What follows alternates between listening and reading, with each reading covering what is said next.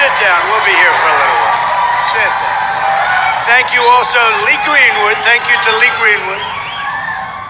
But I'm thrilled to be in Arizona with thousands of patriotic young Americans who stand up tall for America and refuse to kneel to the radical left.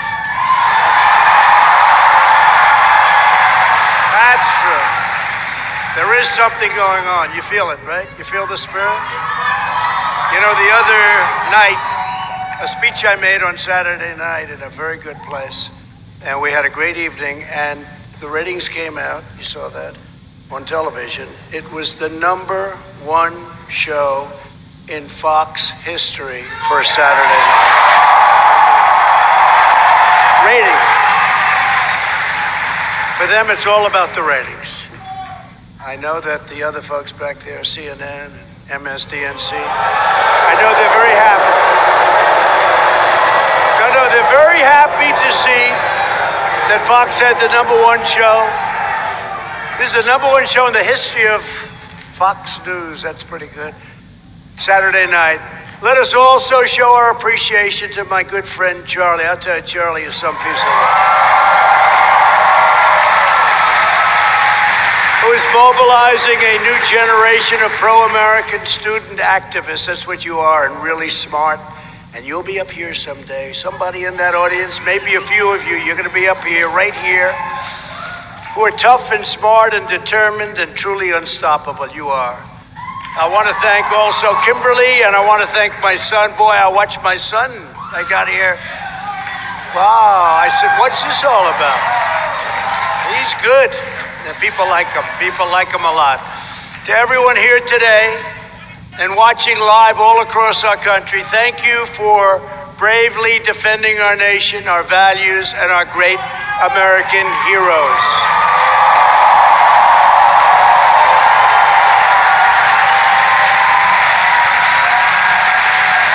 You know what's going on because you're on the front lines of a tremendous intellectual struggle for the future of our country. That's really what you're talking about, the future of our country. You see what's happening. It's a disgrace. It's a disgrace. If we weren't here, you could forget it, okay? But we're going to be here, and then you're going to be here, and we're going to keep it going for a long time. November 3rd is a big day. Get out, get the parents, get the friends, get the husband, get the wife, get everybody. Now, the difference is they get everybody, even if they're not registered, if they're not citizens, if they're here illegally, they get everybody. That's one of the little difficulties. And, you know, you go through a whole nation and you see what's going on, and they report zero illegality. Check out California sometime. Check out the deal that they signed with Judicial Watch. It was, I think Judicial Watch was like 1 million or 1.5 million people. They settled, they agreed that many people either voted illegally, shouldn't have been voting, a lot of things. They settled. And Judicial Watch said, look, we were so high, what difference did it make? What difference did it make? No, they play a very dirty game. You're fighting against an oppressive left-wing ideology that is driven by hate and seeks to purge all dissent. And you understand that. Amazing at that age. You're young people generally, a couple of oldsters out there, friends of mine.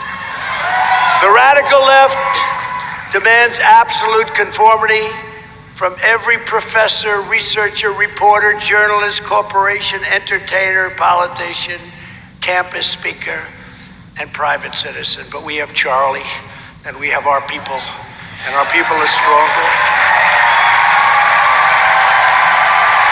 Our people are stronger, and our people are smarter, and we are the elite. We are the elite. You know, do you ever notice? They said it 2 weeks ago. I was talking to somebody, who says, well, you know, the elite. I said, what are you talking about, the elite? Who's the elite? They're the elite? They're not the elite. You're the elite. You are. You're smarter. You're better looking. You have a better future. You know your way around better, believe it or not. There's only one thing they have. They're more vicious. They are vicious. They are vicious people. Anyone who dissents from their orthodoxy must be punished, canceled, or banished. That includes from television, you see it. But you will not be silenced.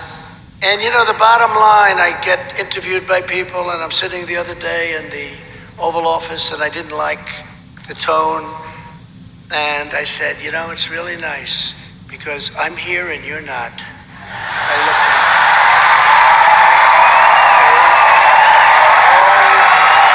the Oval Office. And I've said it before. You're the courageous warriors standing in the way of what they want to do and their goals, and standing up for faith and family, God, country, and freedom. Freedom.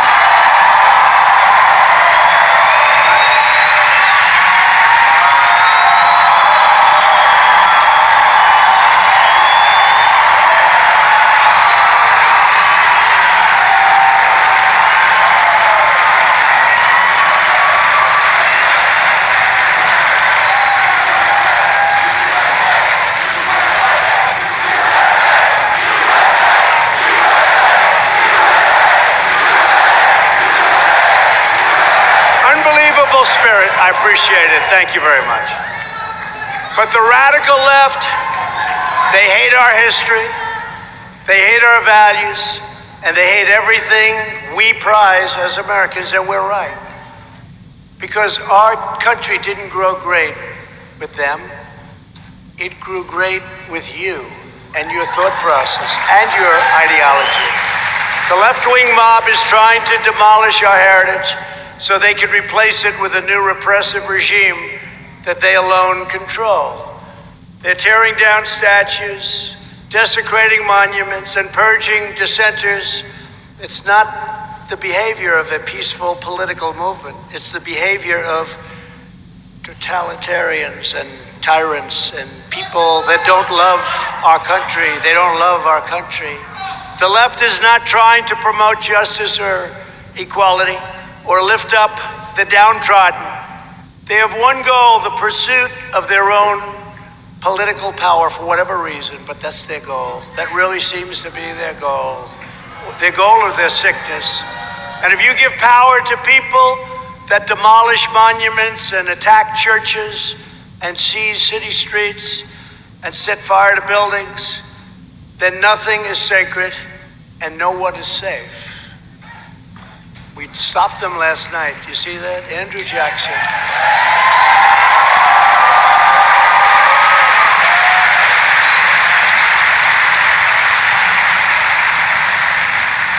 And brought some to jail, and others are going to jail.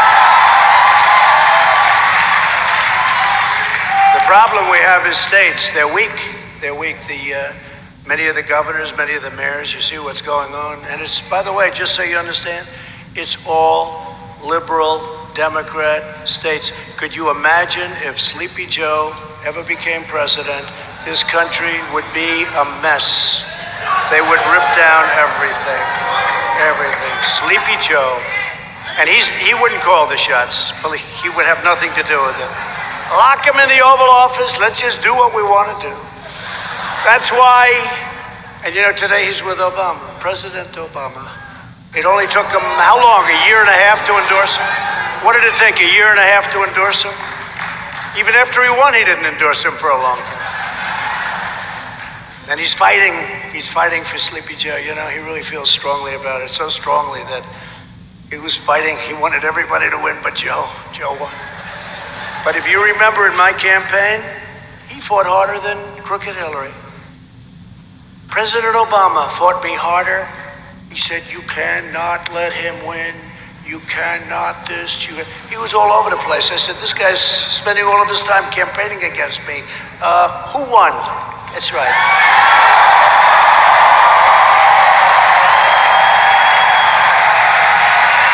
And don't forget, I'm only here because of him and Biden.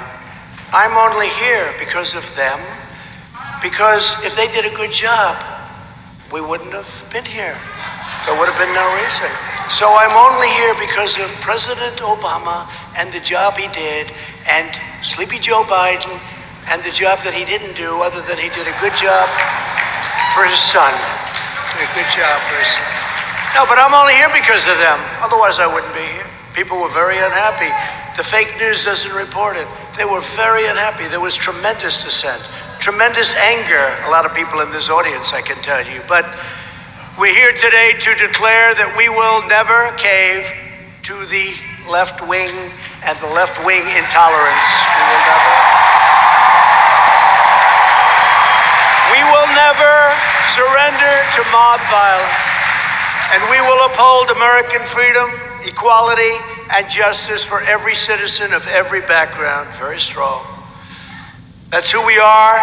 That is what we believe, and that is why we must prevail on November 3rd. We have to prevail. Get out there.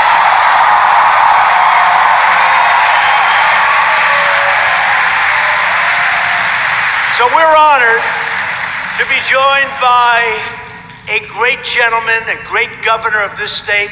He won by a lot of votes. And I said to him, Governor, how am I doing? He said, you're doing really well. I said, good, because he knows better than anybody. He really has done a tremendous job as governor. Arizona Governor Doug Ducey. Where is Doug?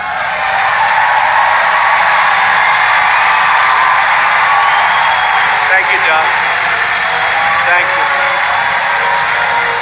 And somebody who we need to keep in the Senate, a woman who works very hard. I just got back from something you like, the border wall, Martha McSally.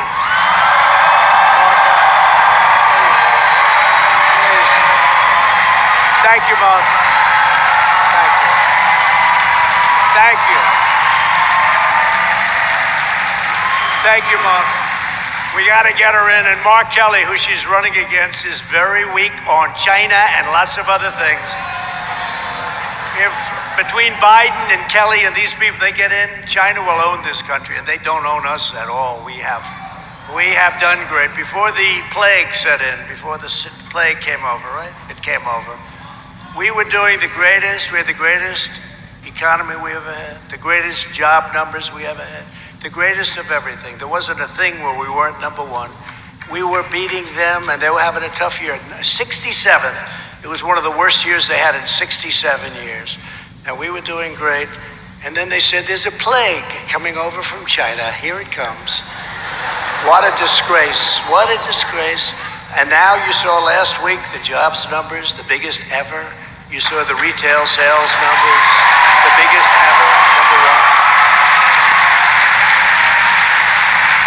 And we're going to have a very good third quarter.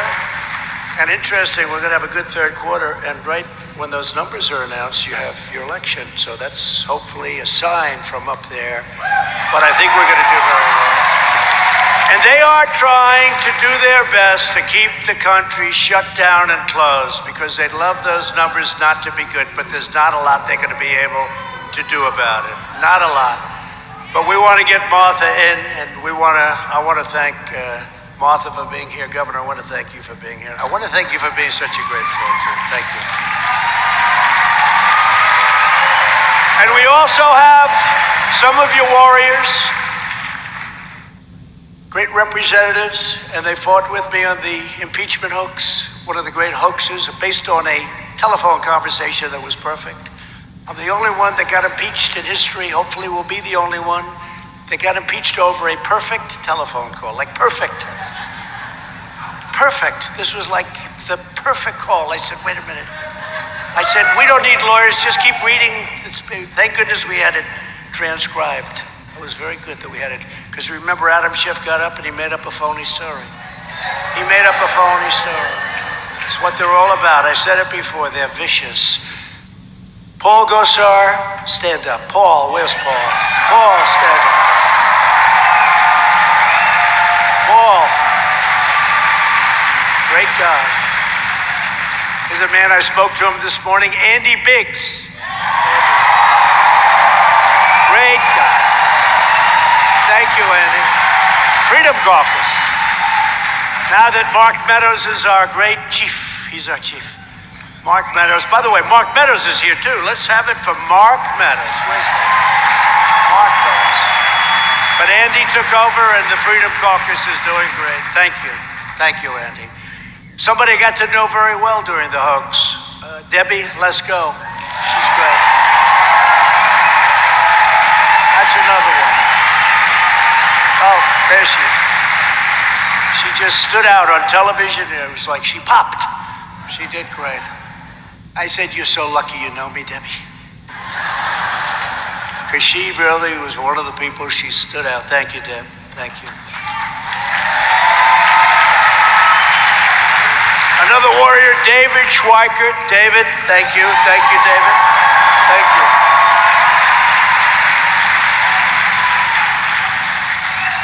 And a man who's very understated.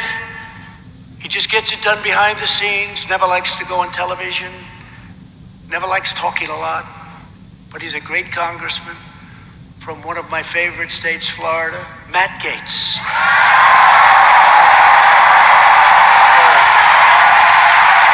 Matt Gaetz. He keeps it low-key and simple, right? No, actually, he keeps it up and not simple. But he's great, and he does a fantastic job. Thank you, Matt.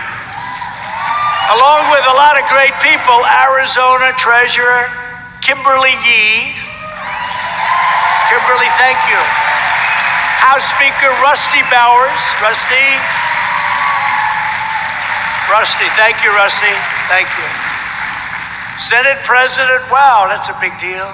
Karen Fann. Thank you. So, Madam President, how am I doing in Arizona? Okay? She says yes. She knows. She knows. And Navajo Nation Vice President, Myron Lazier.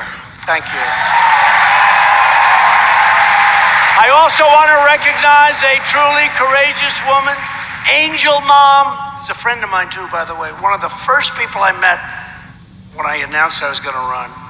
What she has gone through with illegal immigration, nobody will ever go through. Hopefully nobody ever has to go through. Unfortunately, people will have to do it. But she is one of the first people I met, and she lost a magnificent child to an illegal immigrant, and it's just a horrible thing. And she's spent her life, the last long period of years fighting and fighting and fighting, and people have gotten to respect her greatly. Mary Ann Mendoza, wherever you might be.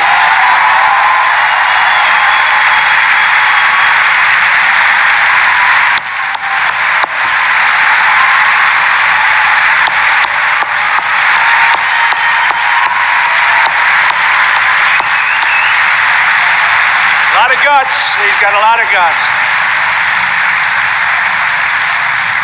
And thank you, a very special thank you to Pastor Luke Barnett and the Dream City Church for hosting us. Where is the pastor? Pastor, is that the pastor? Yeah, good looking. Where's the pastor? Where? I want to see this guy. Oh, he's good. I'll be here. I'll get here someday. I'll be here some Sunday morning. Thank you. Thank you very much. Great job, Pastor. I hear great things. Thank you very much. We're also joined by a man who became such a superstar overnight. You know, I put him there as a little bit of a filler, to be honest. He did a great job. He was the ambassador to Germany, right? And he was like, you know, I needed somebody to sit, warm out a chair. He wore out the chair. He didn't warm it. He wore it out, right, Matt Gaetz? He wore out the chair. Richard Grinnell.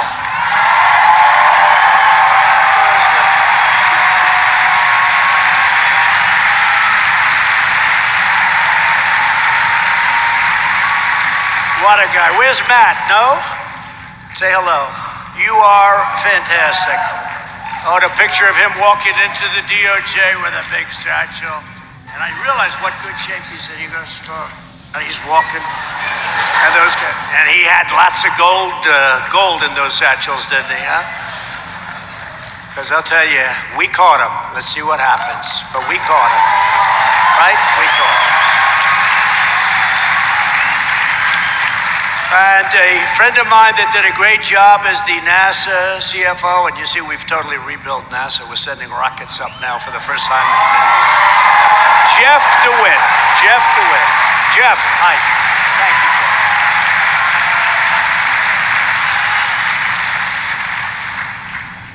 Everyone in this room is bound together by a shared set of moral principles and enduring truths. We believe the United States of America is the greatest and most righteous nation that has ever existed. We're going to keep it that way.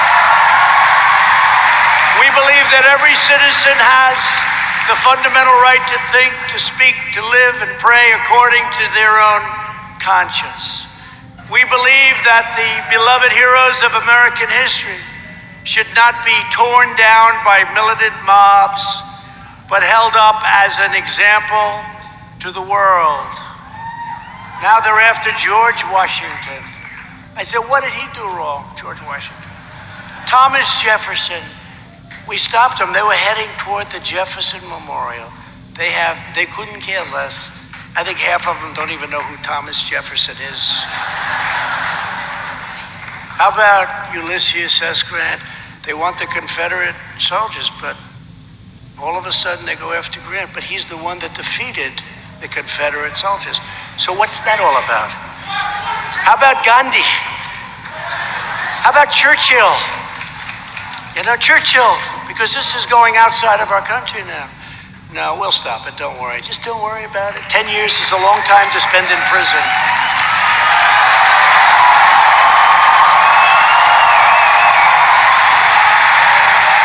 So our heroes are not a source of shame. They are an example and something that you can all look up to, a true example of greatness, a point of pride, and we will honor them and cherish them forever. We will cherish them. And we have to cherish our past. We have to cherish good or bad. We have to understand our past. We have to understand our history. Because if we don't know our history, it could all happen again. Have to know our history.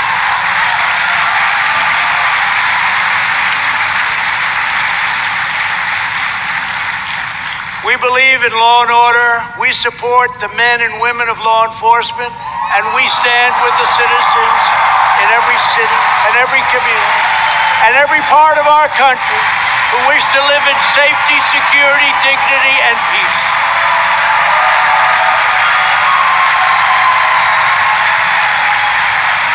And we know that American patriots don't bow down to foreign powers. We don't back down from left-wing bullies.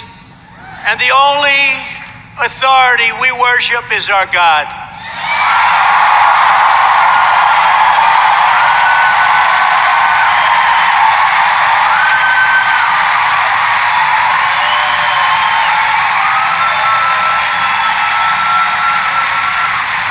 These are the values our country was built upon. These are the values that unite our citizens. And these are the values that powered our civilization to its towering heights, lifting billions from poverty, healing disease, curing illness, and reaching new summits of scientific endeavor, artistic triumph, and human achievement. Guided by these timeless convictions, my administration has been delivering historic gains for the American people.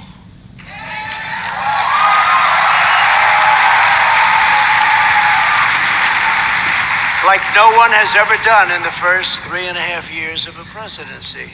Not even close. It's not even close.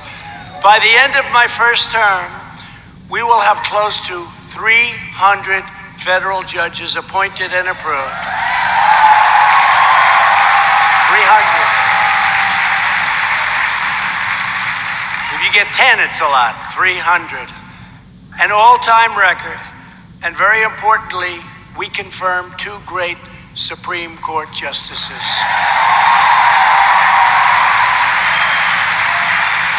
And we have to win because obviously we need more justices on the Supreme Court. People don't realize how important that is. I've always heard it's the most important thing you can do. I always said defense, but that's right there.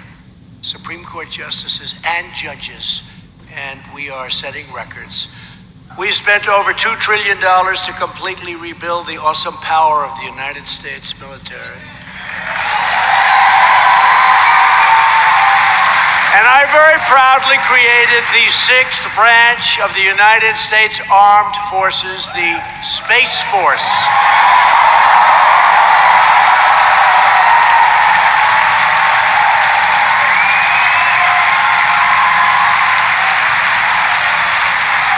Big deal. That's a big deal. That's a big deal. You think just that, if you did just that, that's like, oh, that's a good presidency. Think of that.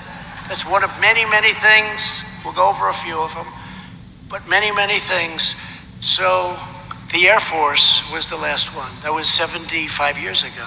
The Air Force, 75 years ago. We just created another branch. We're going to have a general, a nice general. We have right now on the Joint Chiefs of Staff a full deal. And that's a great honor because space is going to be very important. At first they smiled when I came up with the idea. I never talked about it in the campaign. I don't think I ever mentioned it once. It's just an idea that I learned as I was going through military. And really an amazing thing. Space is going to be so important. That'll be one of our most important of all. And it's an honor. We're now doing a hypersonic, I call them super dupers, missile. Goes 17 times faster than the fastest missile right now.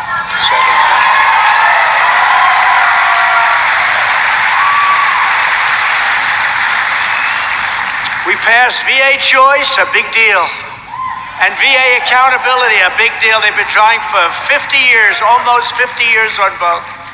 Accountability, they couldn't fire people that treated our vets badly. Now we can say, you're fired. Oh, by the way, you had a big deal. That's right.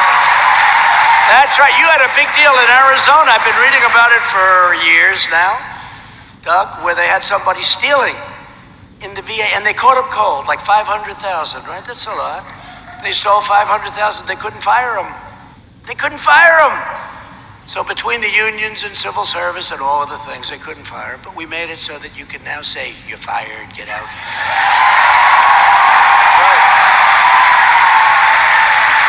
And they'll give our veterans the care they so richly deserve. You know, choice is so big. Instead of waiting for a week, 2 weeks, 5 weeks, you have no idea how bad it was.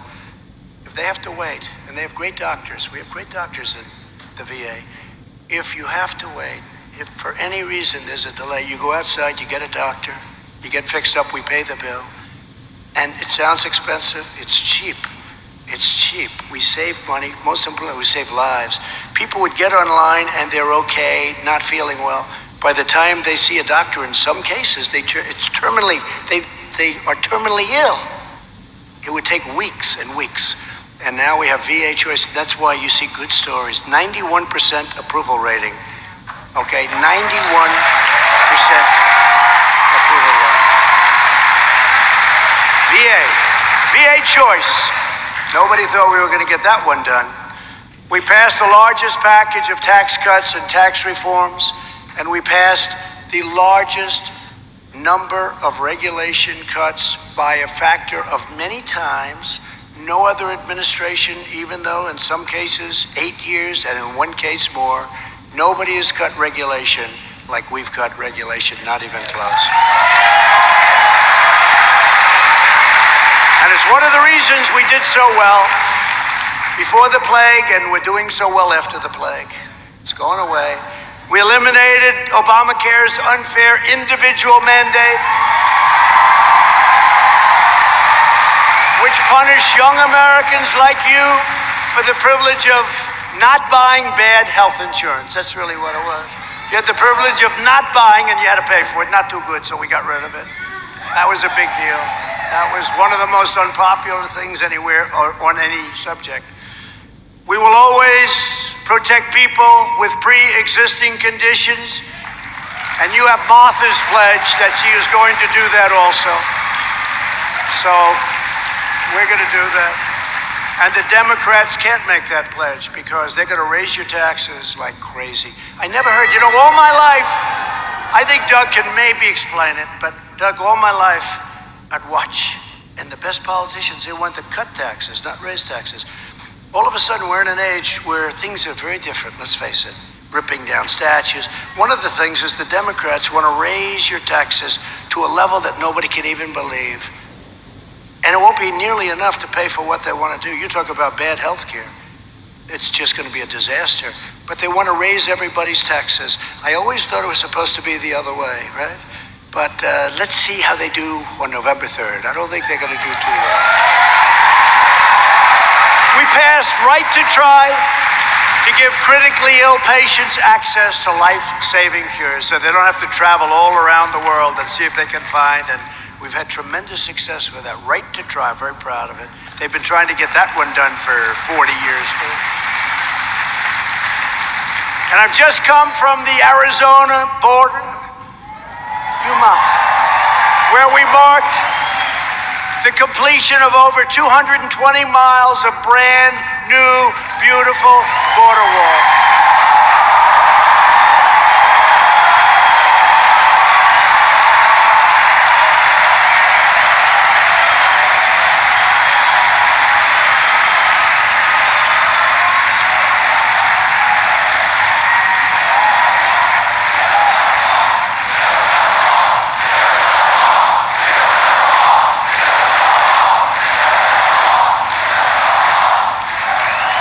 You know, you don't hear about the wall. They don't want to talk about the wall anymore. Do you notice? Never has the Democrat Party fought so hard against something. And do you notice they never talk about the wall? Because in the end, they gave it up. They gave up. We won. We're building it, fully funded. I could build numerous walls with all the money I have, fully funded. But you know why they don't talk about it? Because it's a bad subject. Remember, they used to say it's obsolete. We want drones. Oh, great, the drone's flying around. We're going to watch everyone pour into our country, the drone. Remember, they said the wall's obsolete. And I said today, nobody heard it. I thought it was sort of, I think I said it, but I'm sure people have said it over the years. You know, you're in an industry, in many cases, you have a computer. In about 2 weeks, it's old. It's obsolete, right? In technology, I said to some of the people, I meet them all, I say, the problem with your business, it gets obsolete quick. Two things that will never be obsolete. A wheel and a wall, right? A wheel and a wall.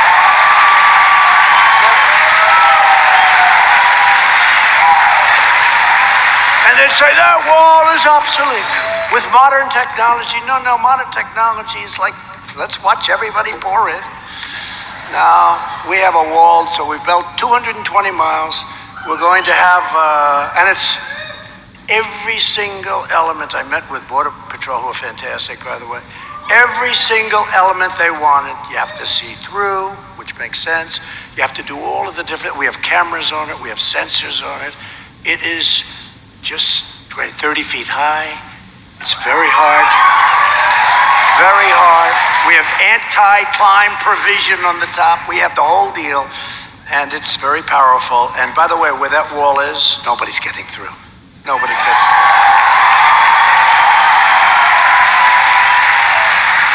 We put a chunk, California, off the record. California was saying, please, can we have the wall? This is California. You know, they didn't want the wall. They didn't want the wall. But they wanted the wall, right? Because right next to San Diego is a wonderful town in Mexico. You know the town, I won't mention the name. But they're heavily infected with COVID. Did you ever notice? I said the other night, did anybody see my speech the other night on Saturday night? So, what I said the other night, there's never been anything where they have so many names. I could give you 19 or 20 names for that, right? It's got all different names. Wuhan was catching on. Coronavirus, right? Kung flu, yeah. Kung flu. COVID-19, COVID. I said, what's the 19? COVID-19, some people can't explain what the 19. Give me the COVID-19. I said, that's an odd name. I could give you many, many names. Some people call it the Chinese flu, the China flu, right? They call it the China, as opposed to China, the China. I've never seen anything like it, but here's the story. We are going to be stronger than ever before, and it's going to be soon. And I think you'll remember, now Biden's going around like he's a tough guy. He doesn't know where the hell he is. Where are you, Joe? Joe, where are you, Joe? Tell me where you are, Joe. But he's going around like, I stood up for China. His son walked out with $1.5 billion to manage. And what he did, where's Hunter? Remember I said, where's Hunter? They came out with this t-shirt and some guy made a fortune. Where's Hunter? By the way, where is Hunter? Man, he did well as vice president. Could you imagine how Hunter's going to do if this guy ever won? And the father could honestly say, I have no idea what's going on. He could raise his hand. Is that Kaylee? Where's Kaylee? Where is Kaylee? Where is Kaylee? Where is Kaylee? What a job she's done, our press secretary.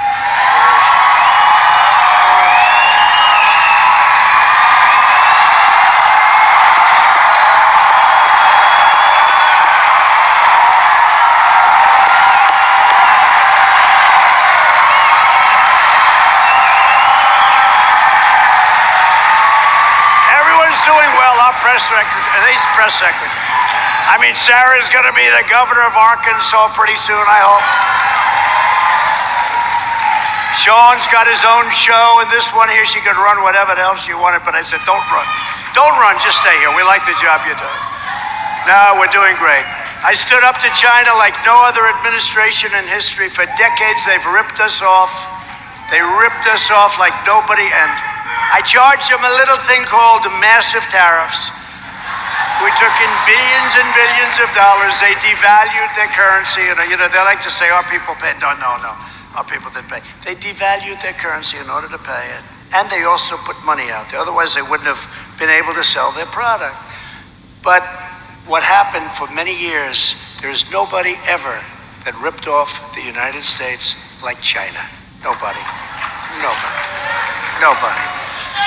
So now we did a deal, but the ink wasn't dry when the plague flew in. The ink wasn't dry. The deal was great. Everybody was happy. I was thrilled. $250 billion worth of purchases over a short period of time. All great.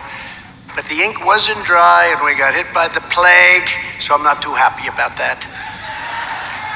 But the long, slow surrender is over, because today and every day we are putting now America first, America